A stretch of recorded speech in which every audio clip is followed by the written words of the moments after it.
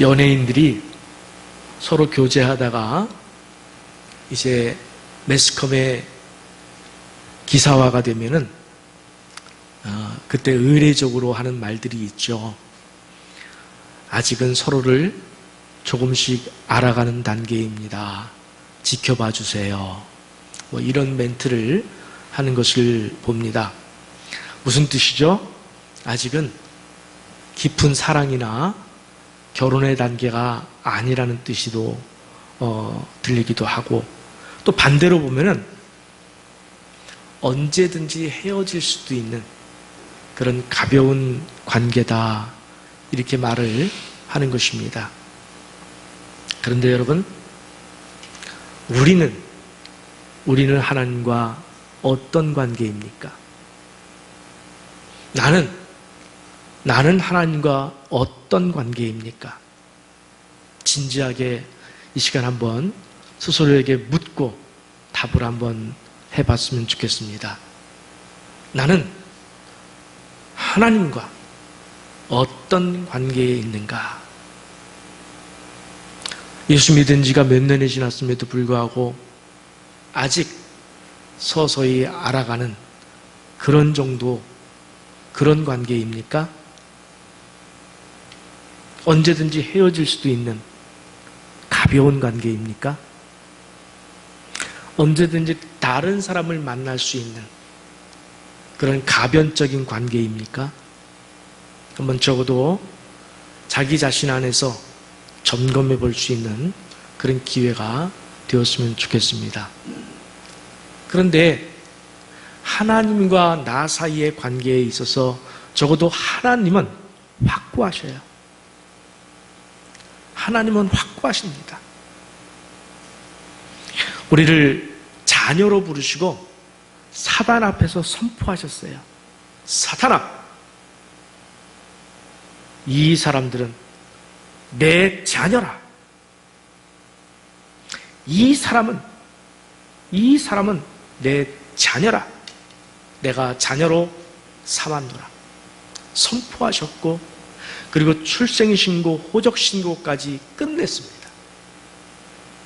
뿐만 아니라 사단 앞에서 또 한 번 선포하셨습니다. 이 사람은 내 신부라. 나는 이 사람의 신랑이라 선포하셨고, 그리고 혼인신고까지 마쳤습니다.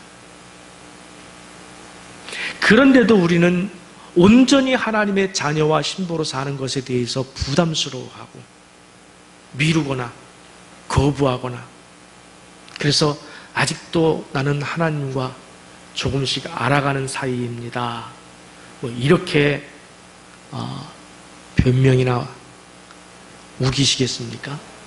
여러분 한번 생각해 보세요.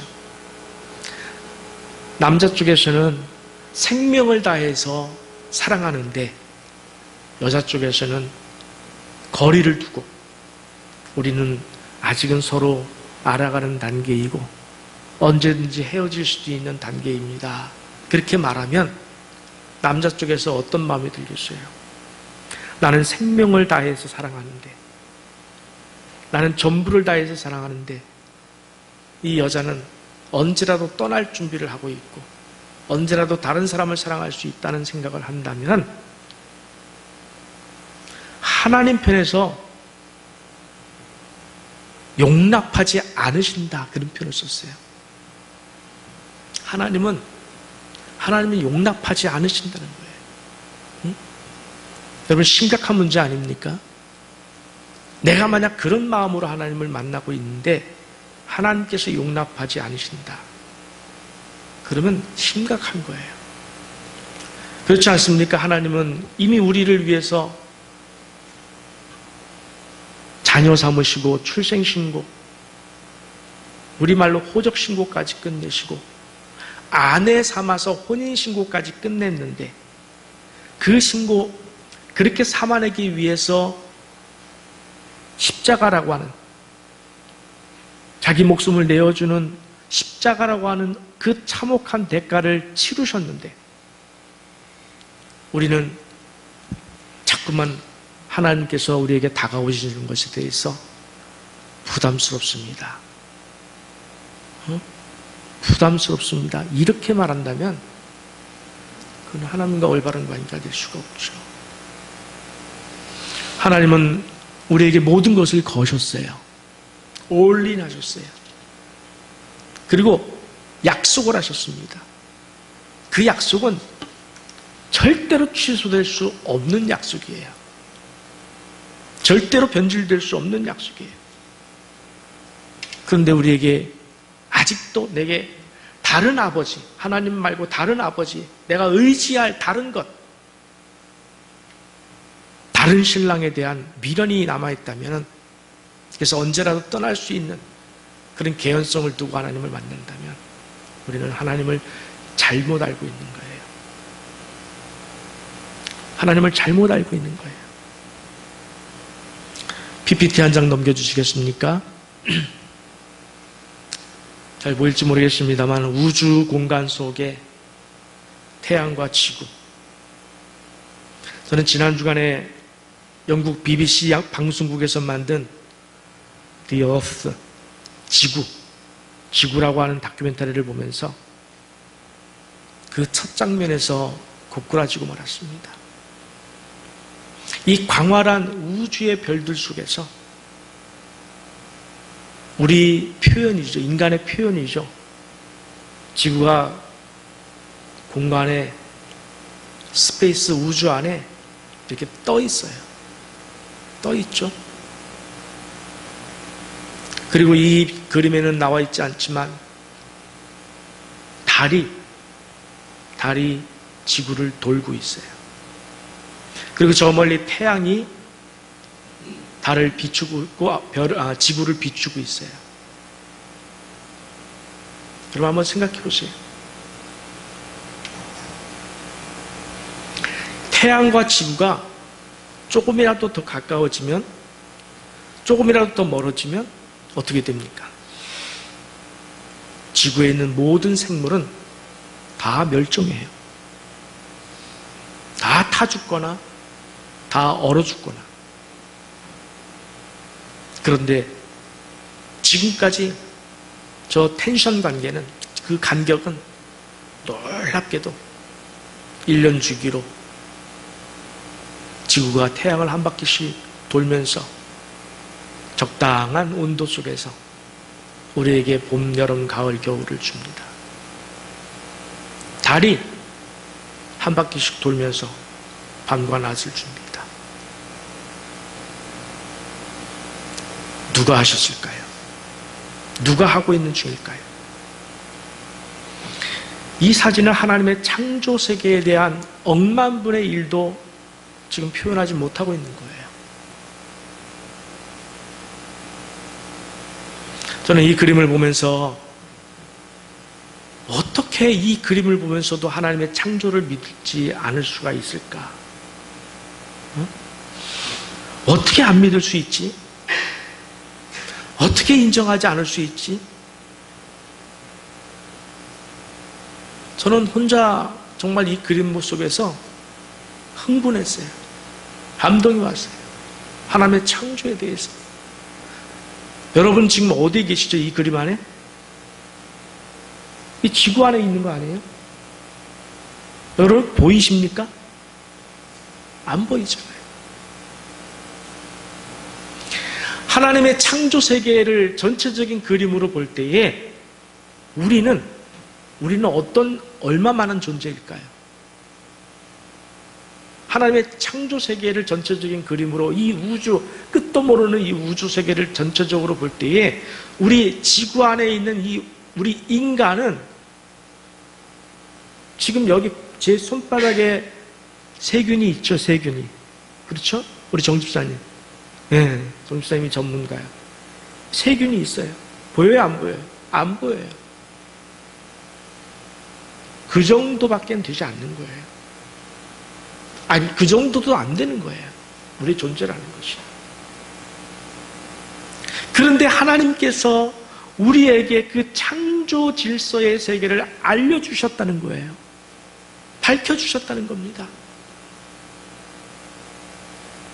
전 정말 두 손 들고 여호와를 찬양하라. 경외하고 경배하라.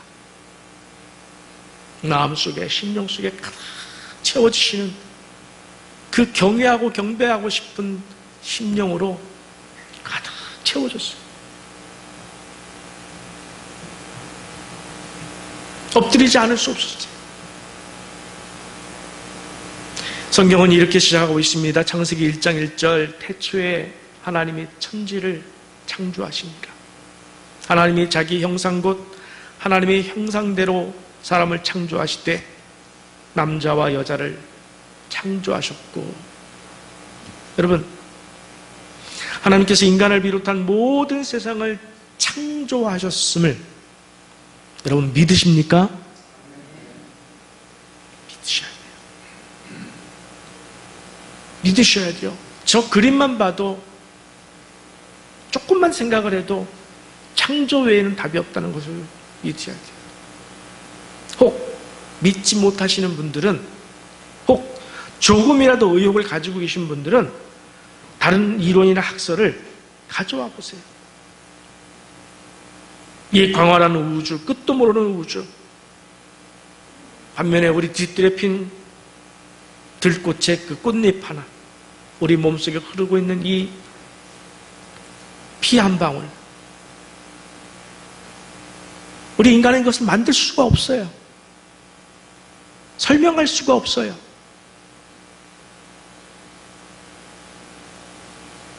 그 모든 것을 창조하신 하나님, 그 모든 것을 창조하신 하나님, 그 하나님을 만나는 거예요. 얼마 전에 창조에 대한 한 과학자의 이론을 제가 말씀드렸죠. 우주의 시작 지점에는 빅뱅 이론이 있다, 대폭발 이론이 있다라고 말씀드렸죠. 그때 그렇다면은 대폭발을 일으킨 코스믹 에그라고 하는 우주 계란, 이건 어디서 왔냐는 거예요. 그때 그 과학자가 어떻게 대답했습니까? 그 코스믹 에그가 어디서 왔는지는 창세기 1장 1절에서 물어봐라. 창세기 1장 1절에게 물어봐라. 무슨 말이죠? 결국 답은 창조밖에 없다는 거예요. 하나님의 창조밖에는 설명이 안 된다는 겁니다. 제가 왜 갑자기 창조에 관한 이야기로 설교를 시작했는가 하면은 오늘 본문 2절 때문에 그래요. 본문 2절 말씀 우리 한번 같이 읽습니다. 나는 너를 애굽 땅 종되었던 집에서 인도하여 낸 네 하나님 여호와니라. 아멘. 아멘. 하나님은 아담과 하와를 창조하셨습니다. 그런데 아담이 죄를 지어서 에덴 동산에서 쫓겨났습니다. 그 죄 문제를 하나님 편에서 해결하시겠다는 의지가 담긴 그림이 바로 출애굽 사건이에요. 출애굽 사건은 죄 문제를 해결하시겠다는 하나님의 의지이고 하나님의 계획이고 하나님의 실현이에요. 그러니까 출애굽 사건 안에는 뭐가 담겨 있느냐면 예수 그리스도께서 이 땅에 오셔서 우리 죄를 지시고 십자가에 달려 죽으실 그 의미까지 다 담겨 있어요. 6월절 안에. 우리 교회 평생표가 있죠. 그 첫 번째가 뭐죠? 창조로의 회복. 바로 그거예요. 창조로의 회복. 출애굽 사건은 제2의 창조예요. 창조로 회복하는 거예요. 죄 짓기 이전으로 회복시키는 거예요.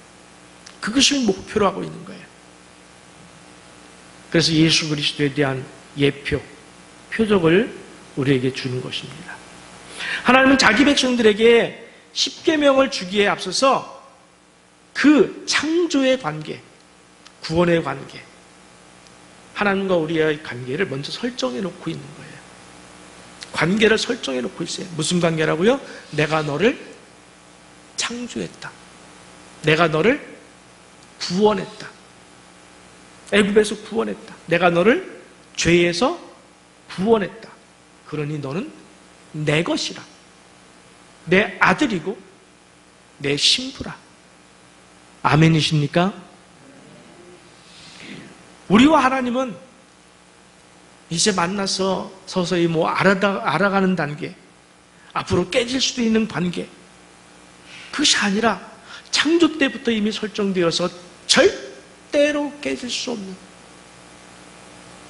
절대로 취소되거나 변질될 수 없는 관계인 줄 믿습니다. 함께 에베소서 1장 3절에서 5절 말씀 함께 봉독하겠습니다. 찬송하리로다. 하나님 곧 우리 주 예수 그리스도의 아버지께서 그리스도 안에서 하늘에 속한 모든 신령한 복을 우리에게 주시되 곧 창세전에 그리스도 안에서 우리를 택하사 우리로 사랑 안에서 그 앞에 거룩하고 흠이 없게 하시려고 그 기쁘신 뜻대로 우리를 예정하사 예수 그리스도로 말미암아 자기의 아들들이 되게 하셨으니. 아멘. 하나님께서 우리를 아들이 되게 하셨고 우리를 택하사 신령한 복을 주시기로 작정하신 때, 그때가 언제라고요? 4절에서 창세 전이라고 그랬어요.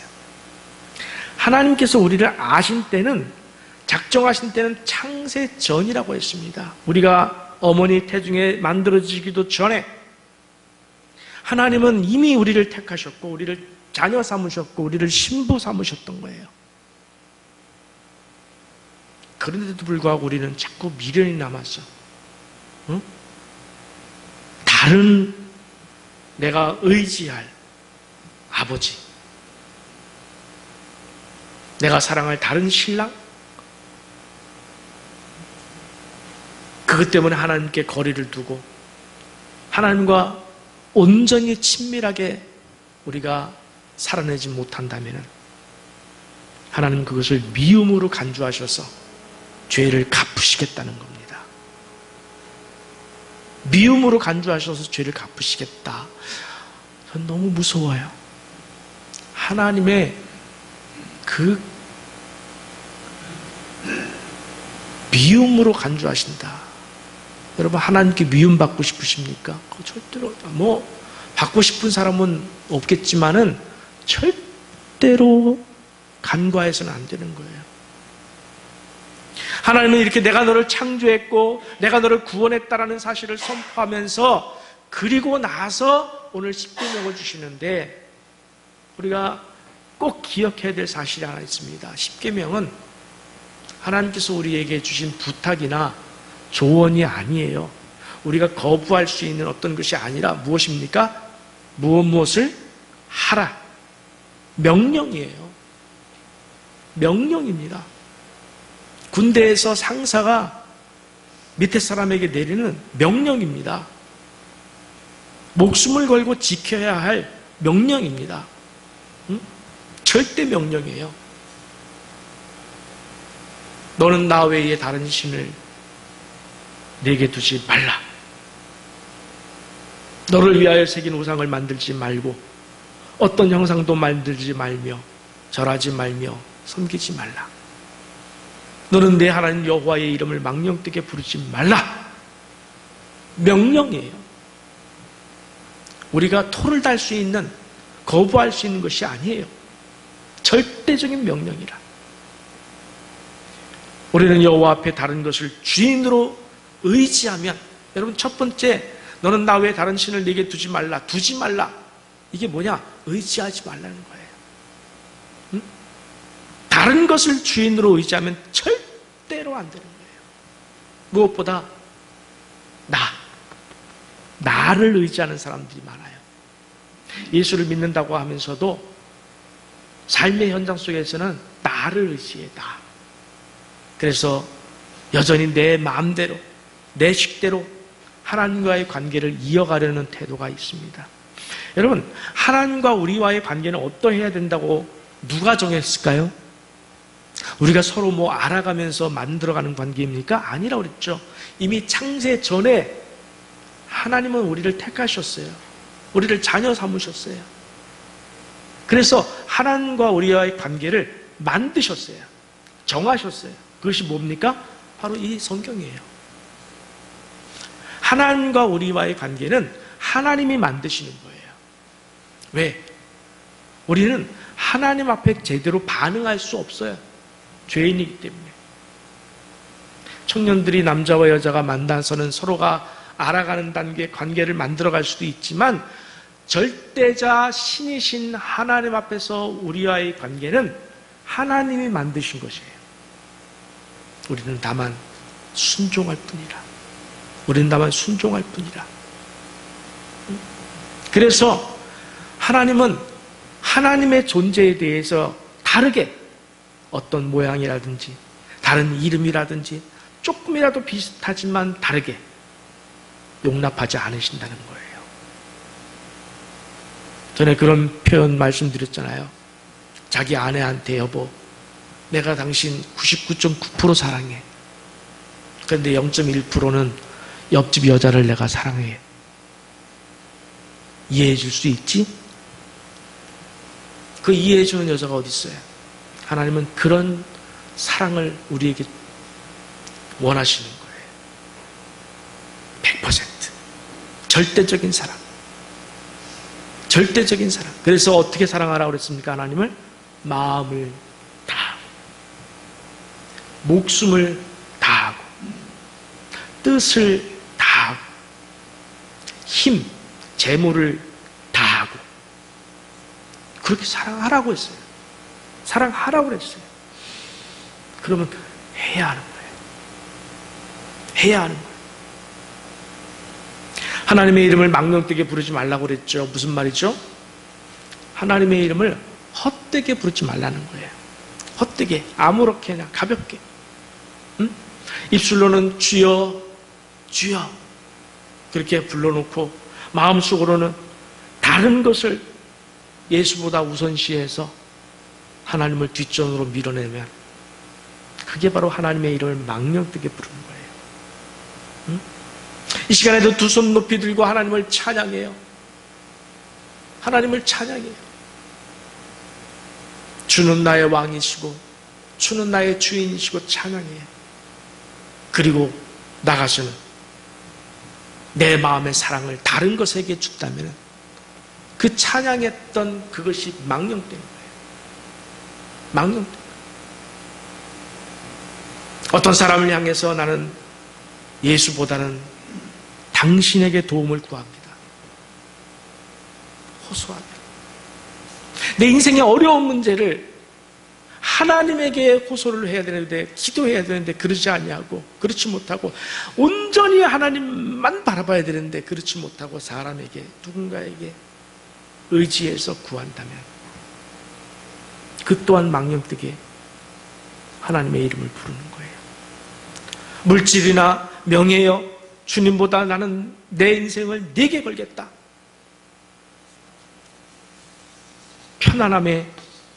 편안함이여 내 소망이라.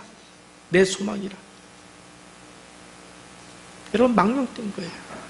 망령되게 부르는 거예요. 어떻게 그럴 수가 있어요? 창조주 하나님이셔요. 그리고 나를 위하여서 십자가에서 피 흘려 죽으신 그 하나님의 이름을 헛되게 부르고 헛되게 기도하고 헛되게 찬양하고 헛되게 예배하고 너 그럴 수 없는 거예요. 그건 하나님을 기만하는 거예요. 기만하는 거예요. 기만하는 거예요. 우리 남녀 사이에서 그렇잖아요. 남자는 목숨을 다해서 여자를 사랑하는데 여자는 자꾸만 다른 남자에게 곁눈질하면은 그건 기만하는 거죠. 그러면서도 입으로는 사랑해 말하면 그건 기만하는 거예요. 우리는 하나님을 기만해서는 안 돼요. 기만하시면 안 돼요. 그것은 하나님을 미워하는 것으로 간주하셔서 죄를 갚으시겠다고 하시는 거예요. 전 너무 두려워 견딜 수가 없어요. 지금 당장이라도 정말 하나님의 발 앞에 엎드려서 주여 내가 주님을 사랑하나이다. 일말에 다른 것은 생각지도 않겠나이다. 주님 아시죠? 일말에 다른 어떤 것도 내 마음을 뺏어갈 수 없습니다. 100% 주님만 의지하고 주님만 바라보겠나이다. 그게 고백하고 싶어요. 주님 앞에 고백하고 싶어요. 반면에 하나님께서 약속을 또 하나 주셨는데 나를 사랑하고 내 계명을 지키는 자에게는 천대까지 은혜를 베푸시느니라. 여러분, 어찌 은혜가 되지 않을 수 있을까요? 어찌 감사하지 않을 수 있을까요? 우리 같은 존재에게 하나님을 사랑하고 하나님의 계명을 지키기만 하면은 천대까지 주신다. 믿습니까? 그러면 우리가 사랑해야죠. 그러면 우리가 계명을 지켜야죠. 응? 여러분, 은혜 받고 싶으시잖아요. 복 받고 싶으시잖아요. 그 길이 여기 있어요. 하나님을 사랑하고 하나님의 계명을 지켜야 하는 것.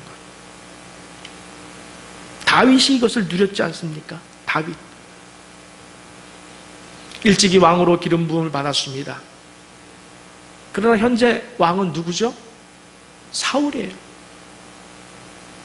사울은 자신의 왕위가 위협을 받는다 해서 다윗을 계속해서 죽이려고 했습니다. 혈안이 되어 있었어요. 그때 하나님께서 다윗에게 사울의 목을 2번이나 갖다 줬지 않습니까? 응? 기회를 줬지 않습니까? 다윗으로 하여금 사울을 죽일 수 있는 기회가 2번이나 있었어요. 그럼에도 불구하고 다윗은 사울의 목숨을 거두지 않았습니다. 옷자락 빼는 것조차도 송구하고 두려워했습니다. 이유가 뭘까요? 사울이었을까요? 이유가 사울에게 있었을까요? 아니에요. 이유는 하나님에게 있었어요. 하나님께서 기름 부으신 자, 하나님께서 기름 부으신 자라는 그 이유 하나만으로 다윗은 사울의 몸을 건드리지 않았습니다. 그게 뭡니까? 하나님을 경외하는 거예요. 하나님을 경외하는 거예요. 왕의 자리가 아니라 왕의 자리, 할아버지 자리, 그 이상의 세상의 온 세계 통치자의 자리라 할지라도 그 이상의 수억, 수십억, 수백억의 어떠한 가치가 있다 할지라도 다윗은 하나님에 대한 선을 넘지를 않은 거예요. 넘을 수가 없었던 거예요. 왜? 하나님을 경외하는 마음. 하나님을 경외하는 마음. 하나님을 경외하는 마음. 그거 하나로 다윗은 그 선을 안 넘은 거예요. 그러니 하나님 보시기에 얼마나 이쁘겠어요. 뭐라고 표현했습니까? 너는 나의 마음에 합한 자라. 내 마음에 합했다. 내 마음에 들었다는 거예요. 여러분, 그러고 싶지 않습니까? 절대적으로 그러고 싶어요. 얼마나 기쁩니까? 내가 하나님 마음에 합한 자라. 그래서 하나님께서 어떤 축복을 주셨습니까? 아브라함과 다윗의 자손 예수 그리스도의 세계라. 다윗의 후손 가운데 예수가 났지 않습니까? 다윗이 받은 축복을 우리도 받을 수가 있는 거예요. 천대까지 받고 있는 축복을 우리도 받을 수가 있어요. 어떻게 하면? 하나님을 사랑하고 그의 계명을 지켜 행하면. 반면에 사울은 어떻게 되었습니까? 하나님의 명령을 거역했습니다. 제사장만 드릴 수 있는 제사를 자기가 제사장의 옷을 입고서 제사를 드려버렸습니다. 이게 뭔지 아십니까? 하나님을 무시한 거예요. 하나님께 제사를 지낸다고 하면서도 하나님의 말씀을 무시하는 것은, 따르지 않는 것은 자기 멋대로 제사하고 자기 식으로 예배하고 자기 식으로 하나님을 대하고. 아까 말씀드렸죠. 하나님과 우리와의 관계는 누가 정한다? 하나님이 정하시는 거예요. 100%. 우리와 서로 의논해서 정하는 게 아니에요. 하나님이 정하신 관계에 우리가 들어갈 뿐이에요. 그런데 사울은 그것을 깼습니다. 자기 멋대로 하나님을 섬긴 거예요.